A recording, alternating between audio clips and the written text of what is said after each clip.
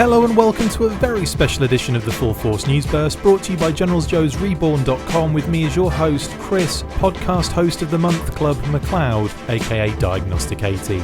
On this instalment of your absolutely favourite kind of burst, I am joined by Jesse Destasio of Toy Pizza to talk Action Figure of the Month Club 2020 and an awesome Super 7 crossover for NYCC. So without further ado, let's get stuck into this news burst.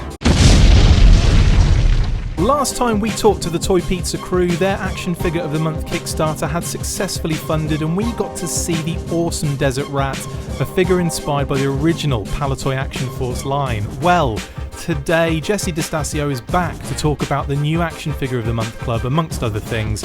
Jesse, great to have you back. How are you doing, sir? I'm doing wonderful. It's always good to be here and always good to interact with your specific audience. Fantastic. Well, it's great to have you back, mate. Thanks for jumping on and chatting with us. With me. So you've decided to go for a pre-order format this time over the Kickstarter campaign that you did last time with Action Figure of the Month. You're already at 55% with the funding at the time of this recording, so well done on that. Still about 18 days to go, I believe. That's correct. What made you go in that particular direction with the AFOTM? It's a whole confluence of things, right? I think one, our initial campaign was rejected by Kickstarter. Their rationale was you cannot start a new campaign until you have fulfilled your previous campaign. I see. I understand. I get the sentiment of that. Logistically, because of the way our production runs, we can't order the goods we need for January in January. We need a runway. So we don't have the luxury of doing that. Yeah. The other thing is Kickstarter are embroiled in a sort of union-busting scandal right now. Yeah. They've fired a couple personnel that were union organizers, and they've publicly stated that they are not going to negotiate with the unions. And well, I'm not a union member. I do tend to support unions, and I feel conflicted about fundraising on a platform that something like that is going on. And a lot of my family members are in unions, and I want to be careful because this doesn't mean I would never fundraise on Kickstarter or that I'm in a position where I can avoid them altogether. That's not the reality of my life, my resources, but it absolutely influenced my sort of decision. Yeah. And then the other thing is, I believe we have the greatest fan base in all of toy collecting. I know I'm biased, obviously, but my fans are highly mobilized. They're creative. They're interactive. We talk every day, and they've supported every endeavor I've done. So I just felt like I needed to try this. Yeah. And it's obviously way more difficult. There's way less organic discovery, and it's going to be a slog up until the very last day. But I think it's a fight worth doing, and even if it fails, I think it's totally worth it. You know what I mean? Yeah, totally. No, that makes a lot of sense. And I mean, it's not necessarily... I mean, it's not one of those things where you're kind of forced into doing it even. Like, I mean, I think the pre-order kind of format is almost like it gives off a different message. The crowdfunding, like you see now people react to kind of like how HasLab, how Hasbro are doing their HasLab kind of, it's, they avoid the term crowdfunding. Effectively, that's what it is. And, in this sense, the pre-order kind of side of things, it's just a different version of that, isn't it? You're just getting the money up front, you're showing off all the goods, and then you're getting the production going and so on and so forth. So it's effectively the same thing. It just has a more, I suppose, professional vibe to it in a sense. I'm not sure how you feel about that in terms of a description, but to me it feels more like, they're a legitimate company, that they can do this and they can do it off their own back kind of thing. And I mean, it seems to be going well. Absolutely. I'm thrilled with how it went. To hit 50% within 24 hours is absolutely beyond my expectations. Amazing. I do think, though, that the hardest part for us is going to be this in between the opening and the closing. Yep. Because we do not have the engine of Kickstarter sort of serving us up. We don't have that platform. And even though I have all of the contact information for our previous backers, there's no guarantee they're reading Kickstarter updates or opening emails I send them. Yeah. So to sort of penetrate everybody, it's still, it's a lot of work. It's a battle. It's a slog, isn't it? It's like it seems to be kind of constant. And this is not even just for like an independent like yourself. It's, I mean, you're talking like the big companies struggle with this as well now. Like I know for a fact that, I'll get emails through from like Mattel, from Hasbro, and that kind of stuff. And I don't read it all the time. I just, you glance at the title. If it doesn't resonate with what your current kind of focus is on, you just delete it. So yeah, it's marketing and getting that word out is probably the hardest thing, isn't it? To kind of get people like to be like, oh, and not just that, not just to get the word out, but then to have them go like have an instant easy click to get into what you need them to start focusing on. I mean that's the hardest thing that any company has to try and work out, right? Yeah. And I think this is a little bit of a tangent, but I think when we were talking last year when we sort of were getting to launch this campaign, I may have told the story of how I pitched Hasbro to take over the G.I. Joe Collector Club. Yes. Sort of put together a proposal and told them what I would envision and what I would do, and they rightfully rejected that proposal. Yeah. But I would say that I've worked very hard in the past, in 2019 to deliver what that club would have been just using my own characters. Yeah. And I think it's pretty well regarded. I have only dealt with one or two complaints throughout all these months that we've been doing this. And I would like to think that we have a good proof of concept for sending people surprise toys once a month that are instantly fun and interesting out of the package. Yeah, totally. And they've been great. Some of the designs are so fun, and like we discussed it a little bit, there was a veering away from kind of like heavy homage to certain things, but there's still some lovely inspirations kind of dropped in here, and everywhere. And I just have been really loving Knights of the Slice, just kind of being a bit of a lurker, a bit of a watcher on the fan group. And like you say, you talked about the community having a lot of creativity about them. I mean, that's certainly the case with some of the incredible like diorama scenes and some of the customs they do to some of the figures and the paintwork and all that kind of stuff is remarkable. And yeah, it's really fun, vibey, energetic place to kind of just have, to just glance your eye across every now and again. Yeah. I always like to think that we're sort of like the enterprise itself is sort of like programming a television channel, and it's as if there were a CNN for everything that we're into. I think that I obviously don't ever take a day off. So I think that if you're a type of person that is very obsessive about consuming things you're into, you can check in with us every day, whether it's Facebook or the Toy Pizza Instagram or Patreon, and you're going to get something interesting. There's going to be something new to digest. Has that helped as well, having Patreon? Because that's another format, another platform in order for you to get... I know like money isn't the be all and end all of this thing, but it does help to actually get stuff produced and all that kind of stuff. Has Patreon been like a good angle for you guys as well? Has that been a good platform? It's been my lifeblood, honestly. I'm just like, I don't even have words to express the gratitude for Patreon and the success that there's been there. And the fact that this group of over 100 people put up their hard-earned money to just listen to me talk and let me doodle and share my drawings and things like that. It's tremendous. And I think that, we all sort of collectively feel very tired of entertainment and media these days. Yeah. We've had more than a decade of Marvel films. We have, we were getting 2 Star Wars films crammed down our throat every year. And these are things that we normally love, but just generally we look around and we're like, I don't want any more cake, Yeah. It's oversaturation, isn't it? There's a malaise there. Yeah. And I try to be a sort of antidote to that in that, we're sort of singular creative vision. We're doing things that are weird and may not make sense and are kind of just for the sake of fun and entertainment. And, there's no style guide dictating what we do or like chairman and sort of, like quarterly reports and things like that. Yeah. I know like your stakeholders are kind of right there. Do you know what I mean? They're kind of they're in it with you in a sense, aren't they? Exactly. You've been sharing some amazing new figures and designs on the socials as well. I'm loving the Hammer Pants Radic dude. Like absolutely love that. Yeah. He's kind of, again, when I look at it, I know this isn't necessarily the angle you guys are going for, but you get that kind of 80s kind of action hero Arnie vibe a little bit. There's like that, just huge ripped guy. I mean, if it's a huge ripped guy, you're going to think Arnie, aren't you? But I love that, and I love that. I love the description of Sen 5, which is like an absolute unit, which is such a British kind of terminology. Yeah. I mean, where did you hit A? Where did you hit absolute unit? And is that something that's going around the US at the moment? This isn't even the question. I just want to know about absolute unit right now. There was a meme, I think, during the royal wedding. It was this very large. I'm guessing he was a duke or something. He was just a massive man, and the caption was something like, "I'm in awe at the size of this lad. What an absolute unit!" And it sort of perpetuated from there, and it's become one of my favorite phrases.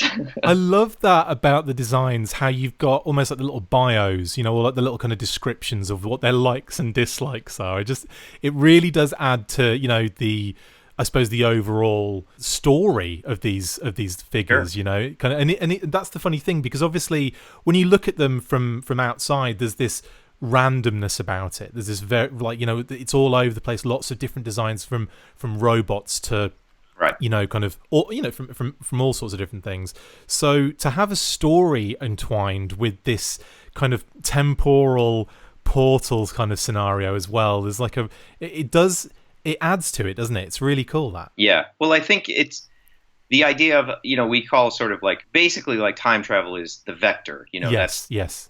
That's the interdimensional sort of aspect. And really the story of Knights of Slice and all that is just a facsimile of how my brain works. Because it's all different time periods and characters, and nothing sort of makes sense, but it all kind of melts together. Yeah. I did want to say about Radek in particular, so you brought up an interesting point. You said, it's Arnie. I love that. One, I don't think Radek is what people wanted to have as the key figure, and I don't think it's initially landed with people as I anticipated. I mean, I anticipated people to sort of reject him outright, because it's a left turn from what we normally do. Yeah. New build as well, right? New parts. Exactly. And all that kind of stuff, yeah. Totally. So everybody who sees him or gets to see him in person, Radek triggers a very different, very specific influence to them. Yeah. So some people say, it's Arnie. I get it. It's totally great. Yeah. People see Duke Nukem in him. Yeah, Some yeah. see Guile in him. Some Yeah. people see bad dudes. And I think that's a credit to the idea of Radek, in that he's kind of a mirror for everything in the 80s and 90s that guys like us did or consumed. Yeah. Because we see this pastiche. It's different for everybody. It's sort of a seeing stone or something. Radek kind of projects back to people, whatever is inside of them and their mind for that type of archetype. And in that respect, it's just success. Yeah, totally. And yeah, it's funny how you mention each one of them, and I'm like, yep. It's like you see they're all in there. There's like a real computer game aesthetic to him as well, like kind of Streets of Rage, kind of Final Fight. Yeah, that era. That exactly, totally, really, totally agree with that. The premise of Radek is that he's more or less just an online avatar. Yeah. We don't know who is behind Radek, who his waking world persona is. Nice. We may never find out. It's going to be one of those great mysteries. So Radek sort of operates in the vector in what are called different stages. Yeah. The vector is a sort of trans-dimensional portal, but it is also more or less the internet or the afterlife. Yeah. So you can access different areas like you would stages in a video game. And so Radek he's able to sort of mimic NPCs, or, if he's in a swamp stage, which would be like Adventure or, Pitfall, yes. He dons a sort of safari hat and a machete and kind of blends in. So it gives us an interesting character to take us into all these different worlds and different, essentially, video game levels, if you know what I mean. Yeah, totally. Yeah, absolutely. And like you definitely get that vibe from him as well. Certainly. I mean, how much fun has it been developing the new characters for this like run of the club? I mean, because last time when we discussed this, you were saying like that you'd done like a few, but you had more to develop and design as you went on. Are you looking at a stage right now where you've developed everything you need to for this year, or do you still need to design and develop characters as it stands? I mean, I'll never stop creating more work for myself. That's the question. For this campaign and for the 4 figures I'd like to unlock, we're about 90% there. Oh, cool. Radek is pretty much a lock. He's being quoted right now. We just have very minor tweaks to make to his sort of 3D file, and he could be conceivably off to the races within a week's time. Oh, wow. If everything looks right. Moving up the list, Hackerman, which is sort of our army builder character, kind of with balaclava and, sort of high-tech infantry guy, where he's actually sitting in the printer bed right now. I got to go and clean him up and put him together and see how his parts. He's pretty much there, and then kind of further down the line, there's a little bit more work that have to be done, but these 4 characters are really fleshed out, and part of my change-up for this year was just to focus on a small amount that we could conceivably unlock and not sort of go too big. I think we had 12 characters in the first campaign. Right. And, I figured we should just hyper-focus here and see what we can chip away at. Yeah, totally. And, I mean, those particular molds and builds, and I suppose you've got a huge tooling library now for all this stuff, haven't you? It must be quite fun to kind of mix and match some of that stuff as well. It is. That's the fun part. I just got back from China where I was on the assembly line, and they have these big grain bags full of miscast pieces. Yeah. And they're not bad. They could actually be sold. To the credit of my factory, they have a high standard, so they toss anything with a tiny blemish. So I was just digging through these bins and just like grabbing and putting together all these different crazy Franken-slice creations. It was really like it's like a kid on Christmas when you're over there. Fantastic. And finally, we've got to discuss the Super 7 NYCC exclusive. I mean, it totally took me by surprise. The worst Knights of the Slice, Skalgrimson and Sandhawk 2-pack. So cool. Yeah. How did that come about? So I don't think I'm telling tales outside of school here, but originally Desert Rat was going to be a Super 7 figure. Wow. If you look at like Killer Bootlegs do a figure with Super 7, and Brian has started to work with independent artists doing these 3 3/4 inch figures that sort of are reaction figures, but sort of an original creation as well. Sure.